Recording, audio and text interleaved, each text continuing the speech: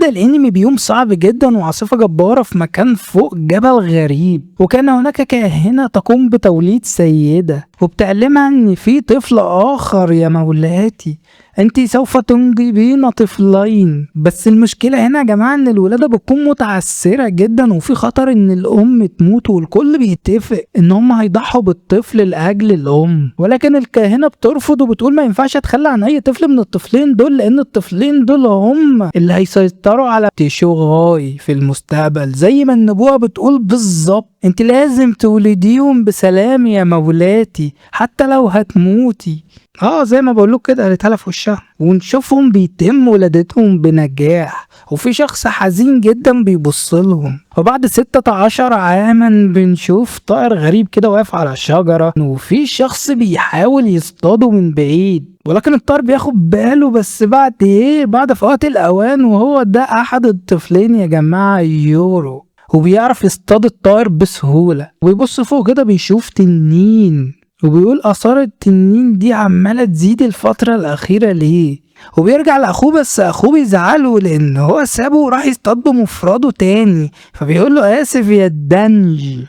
وطبعا دانجي خايف عليه لأن هو لو حصل له أي حاجة أو حد هجم عليه مش هيعرف يطلب أي مساعدة نهائيا من أي حد. ولما بيبص كده بيتفاجئ جدا إن هو عرف أصلا يصطاد الطائر ده، وهو ده طائر التدرج، وبيصادفهم ناس اثناء عودتهم للمنزل، ويورو بيقول لهم ان الطقس هيبقى وحش جدا النهارده، والراجل المزارع بيشكره جدا ان هو عرفه حاجه زي كده. وبنعرف طبعا ان هم مشهورين جدا بين الناس والناس كلها بتحبهم، وبيروحوا يسلموا على الجد امها، بس امهم بتقول لهم خدوا انتوا جيتوا في وقتكم اصلا، يلا بقى تعالوا ساعدوني بدل قعدتكم اللي ما بتعملش اي حاجه دي.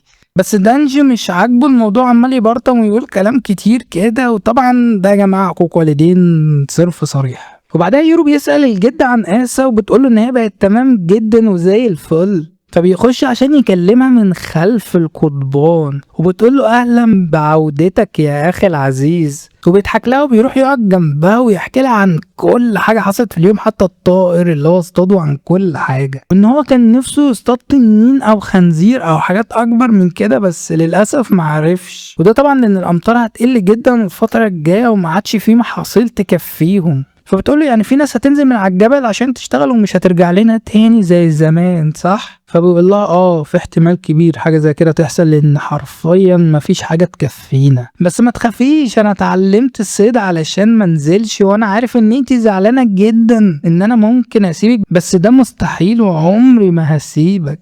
وطبعا هي زعلانه وخايفه لان هو ممكن يسيبها زي ما والدهم سابهم قبل كده من 16 سنه. وامه بتخش عليه بتقول له خلاص الوقت خلص، وهو بيقوم عشان يروح السوق. بنشوف ان السوق هناك لسه ماشي بنظام المقايضه زي زمان، والتاجر بيقول ان هو هيشتري علاجات اكتر المره الجايه لان في وباء منتشر في المدن تحت وحتى فوق الجبل هنا، ويفضل يبيع للكل، والتاجر ده مشهور جدا. ويروح يخش السوق بيكلم التاجر وبنعرف ان اسمه ديرا، وديرا ده هو اللي بيجيب معظم الحاجات للمكان هنا. وديرا اول ما بيشوفه بيرمي له كوره وبيقول له انت جاي عشان اختك صح؟ انا عارف، خد دي اديها تلعب بيها. وبيمشي التاجر في اخر اليوم. دانجي بيقول له انه نفسه اصلا ينزل للعالم اللي تحت ويجرب يشتغل ويشوف التكنولوجيا، لان في ناس كتير بتتكلم ان هم متطورين جدا. بس يورو بيقول له انت متاكد اصلا ان العالم اللي تحت ده حلو؟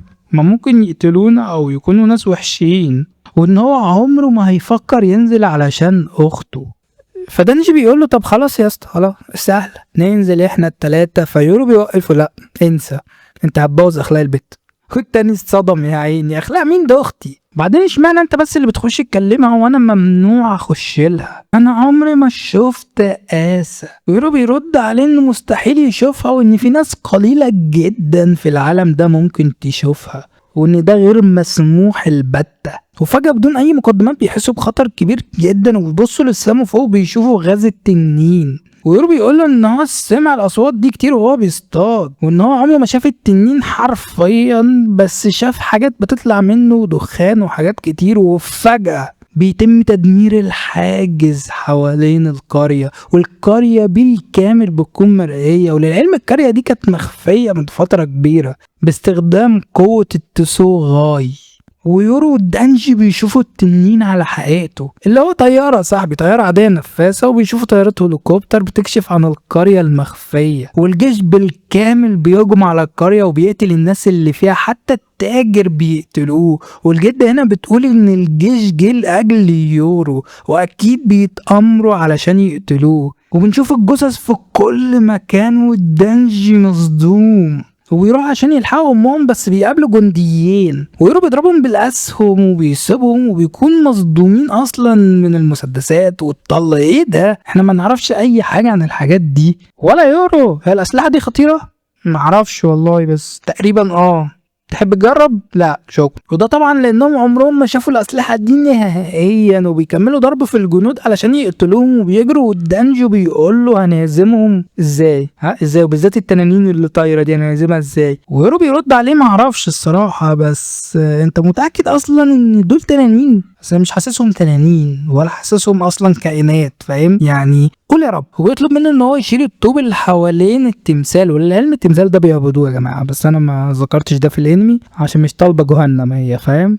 دول عالم مالناش دعوه بيهم. وبيفتح مكان مخفي ودانجي بيتصدم، ايه ده؟ هو احنا كان عندنا المكان ده؟ انا كنت بعدي عليه كل يوم محدش قال لي ده بيودي لفين ده. فيورو بيقول له ان ده بيودي للقلعه وللبرج المخفي هناك.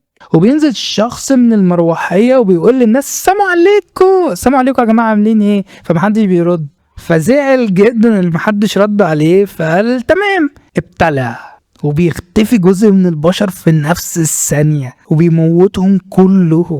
ايه يا ابن القوه الجباره دي؟ وبيقتل الجميع في المكان حرفيا عدا الاطفال. يا جماعه اخونا حنين، يا ابني وقف في حنيتك تنين. والتليفون بيرن وبيتكلم فيه، الو غابوا معاك يا فندم، المنطقة الوسطى والخارجية تم تأمينهم بالكامل، يمكنك ارسال قوات برية للمنطقة بأمان. بس بيبلغوا ان اصلا تم ابادة معظم القوات البرية. قوات مين؟ قواتنا احنا؟ وان التعزيزات في طريقها لسه. وبنشوف ان التاجر اللي كان بيموت حرفيا اللي هو الديرة، احنا كنا مفكرينه ميت بس هو اللي قتل الجنود اصلا في المنطقه، وان هو اصلا بيعرف يتحكم بالتكنولوجيا. وبيتكلم في التليفون، انا معايا بقول لك ايه، ممكن نغير نقطه اللقاء علشان في شويه عيال بس بنلعب معاهم دلوقتي ومش فاضيين. وبعدها بينتقل المشهد للبرج اللي في القلعة، وبنشوف واحدة بتجر الجدة وبتخش بيها عند آسا وبتقول ايه ده انت هنا؟ فهمت، وانا اللي عمال ادور عليكي في الكوكب كله، يطلعوا حابسينك هنا، يلا. وتقول كلمة واحدة مقرف وبتفرتك المكان كله بضربة واحدة، حتى آسا بتتفرم في النص يا جماعة. ويرو بيخش يشوف المنظر قدامه وعيلته بتموت وبيقول آسا، بس البت التانية دي بترد نعم، عايزني في حاجة ولا ايه؟ عموما انا آسا وانا هنا عشان اقتل الجميع يعني. هو مصدوم، آسا مين؟ امال مين دي؟ انت مستحيل تكون آسا اختي. وبيخرج السم علشان يقتلها بس هي بتفجر المكان كله بيه، يلا انت كمان انت هتقرفونا. وبنرجع تاني للتاجر ديرة وبيقتل الجنود المتبقية وبيقول ان هم اتنكروا في زي مروحيات انقاذ جبلية، ويشوف غابه ويقول له الله سنانك حلوة، وغابه مصدوم، ايه ده انت شايف سناني؟ او مصلحة برضه هناخد وندي مع بعض بدل الناس اللي بتموت في تكة دي، انت بقى اللي قتلت القوات البرية. وما بيردش عليه طبعا، وبيديله كده هدية ملفوفة في جاتوه قنبلة. وبنرجع ليورو والبنت اللي بتدعي ان هي آسا، وبتقول له اسفة انا كان قصدي بس ادمر السهومة اللي انت بتضربها، ما توقعتش ان انا فرتك المكان كله، بصراحة انا اسف. والكرة بتقع منه والجدة بتشوف الكرة بتقرب من الدم بتاع آسا، بس الغريب ان الدم بيطلع كان غريب وبيهجم على البت وبيمسكها وبيمسك دراعها وبيكتفها. والجدة بتقول للدايرة خد يورا واستخبوا في ابعد مكان ممكن علشان محدش يجيبكم. وبنشوف دانجي بيروح لأمه بس بتكون مصابة ومش عارف يعمل لها أي حاجة، والمروحيات بتهجم عليهم من كل مكان. ودايرة بيقول له يورو احنا لازم ننزل من على الجمل ونستخبى، بس يورو بيقول له نستخبى من مين واحنا في، أنا مش فاهم حاجة، فاهمني؟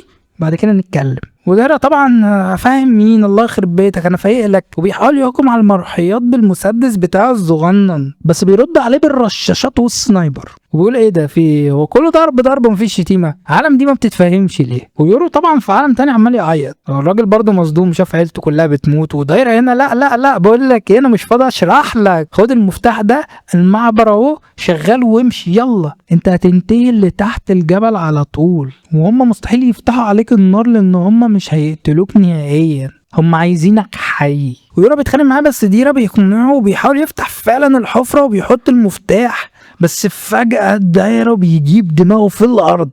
ويورا بيقوم يتخانق معاه، لا بقول لك انا محترمك عشان سنك يا راجل، انت راجل كبير بلاش اعملها معاه. ولسه القناص بينشل على الدايرة عشان يموته، بس بيتفعل قوة غريبة جدا من التمثالين اللي هم كانوا بيعبدوهم، فاكرينهم؟ والقوة الغريبة دي بتتفعل وبتهجم على المروحيات في نفس الوقت، وغابو بيتفرج على المروحات وهي بتقع ومصدوم طبعا. ايه ده، انتوا عارفين المروحية الواحدة واقفة علينا بكام يا عالم يا معفنة؟ وبعدين انا كنت ناوي اروح بيهم، انا هروح ازاي دلوقتي؟ وبيحس بقوة جبارة من التسوغاي، ودي قوة العالم ده، وبيظهر 2 عواجيز، وفي واحد من الاتنين بيقول ايه ده، هو سيدنا الجديد طفل واحنا هناخد اوامر من مجرد عيل صغير؟